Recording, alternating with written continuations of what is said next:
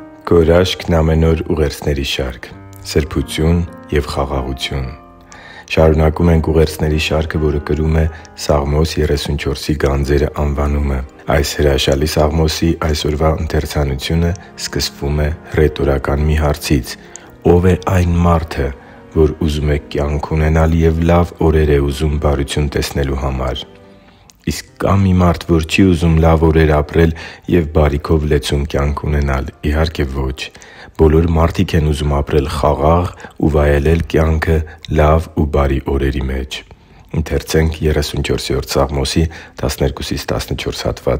«Ո՞վ է այն մարդը, որ ուզում է կյանք ունենալ և լավ օրեր է ուզում բարություն տեսնելու համար։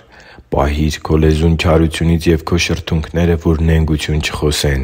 Հեռացի՛ր չարից և բարին գործիր. խաղաղություն փնտրիր և գնա նրա հետևից» Սիրելի՛ բարեկամ, այսօր առանձնահատուկ օր է ինձ համար։ Այսօր ես կարող եմ հետ նայել իմ կյանքին և տեսնել կեսդարյա հետագիծ։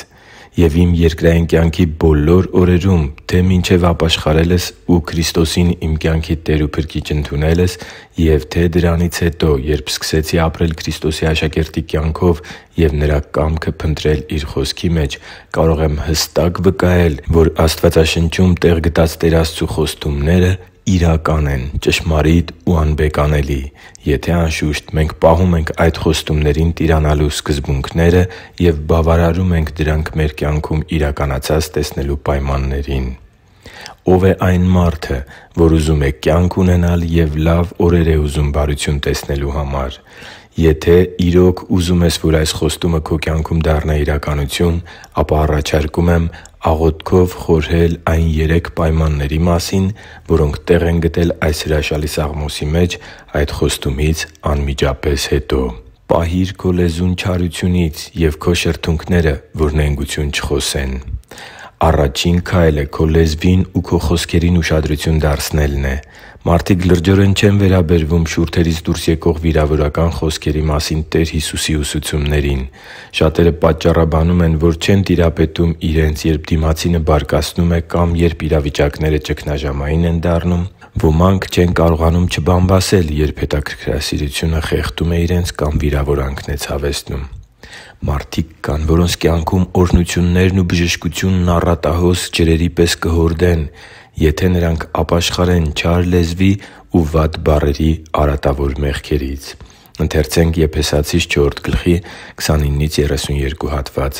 «Ձեր բերանից թող ոչ մի վատ խոսք դուրս չգա, միայն այն, որ բարի է, հավատի շինության համար պիտանի, որպեսզի շնորհ տա լսողներին։ Եվ մի տրտմեցրեք Աստծու Սուրբ Հոգուն, որով կնքվեցիք փրկության օրվա համար։ Ամեն դառնություն, բարկություն, սրտմտություն, աղաղակ և հայհոյություն թող վերանա ձեզանից ամբողջ չարությամբ հանդերձ։ Միմյանց հետ քա՛ղցր եղեք, գթած, միմյանց ներելով, ինչպես որ Աստված էլ Քրիստոսի միջոցով ներեց ձեզ։ Հեռացի՛ր չարից և բարին գործիր»։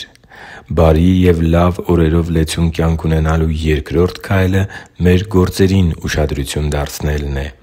Արդյոք մենք ձգտում ենք սրբության կյանքի։ Արդյոք մեր կյանքում բարին և չարը որոշվում են Աստծու Խոսքի փոխանցած սկզբունքներով, թե մեր շահի ու հաճույքի համար կարող ենք չարը բարի ներկայացնել և բարին՝ չար։ Արդյոք կարողանում ենք անգամ մեր հանդեպ չարիք խորհողներին ու վատ վերաբերմունք ունեցողներին տեսնել Տեր Հիսուսի աչքերով և աղոթել, որպեսզի Աստված ների նրանց, քանի որ չեն հասկանում, քանի որ չարը կուրացրել է նրանց։ Արդյոք բարիով չարին հաղթողնե՞ր ենք։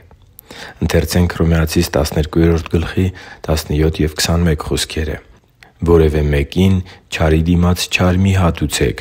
բոլոր մարդկանց առաջ բարիք անել խորհեք։ Չարից մի՛ պարտվիր, այլ բարիով հաղթիր չարին» (Հռոմեացիս 10:17-21): Խաղաղություն փնտրիր և գնա նրա ետևից։ Բարի և լավ օրերով լեցուն կյանք ունենալու երկրորդ քայլը կոնֆլիկտային իրավիճակներում մեր վերաբերմունքին ուշադրություն դարձնելն է։ Մեր կյանքը լի է կոնֆլիկտներով։ Ընտանիքում, աշխատավայրում, անգամ փողոցում ու խանութում մեզ կարող են հանդիպել մարդիկ, որոնք ակնհայտ թշնամական վերաբերմունք են դրսևորում մեր հանդեպ։ Ինչպիսի՞ն է մեր արձագանքը նման պարագաներում։ Ես կոնֆլիկտը համեմատում եմ կրակի հետ։ Սկզբում այն փոքր է, սակայն գնալով կարող է թեժանալ։ Դու կարող ես դրա վրա ջուր լցնել և հանգցնել կրակը, սակայն կարող ես բենզին լցնել և թեժացնել այն։ Ինչպիսի՞ն ես դու կոնֆլիկտային իրավիճակներում։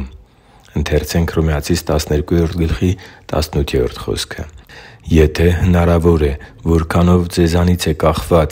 բոլոր մարդկանց հետ խաղաղությամբ մնացեք»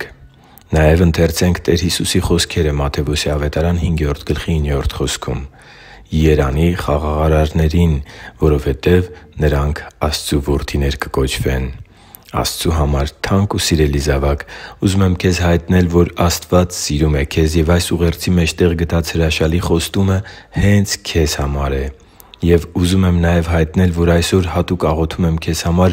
որ լրջորեն քննես կյանքդ ու բնավորությունդ և, եթե պետք է, արմատական որոշումներ կայացնես վերը բերված 3 քայլերը քո կյանքում իրականություն դարձնելու համար։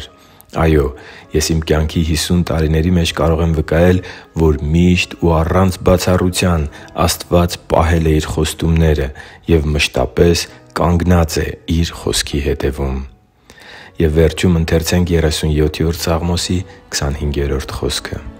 «Ես երեխա էի և ծերացա, բայց արդարին Աստծուց լքված չտեսա և նրա զավակին հաց մուրացող» (Երեսիա 7․25)։ Հիշի՛ր, որ դու Աստծո հրաշքն ես, և Աստված սիրում է քեզ։ Շնորհակալ եմ, որ դու կա՛ս։ Սիրով և աղոթքով, Արման Մանուկյան։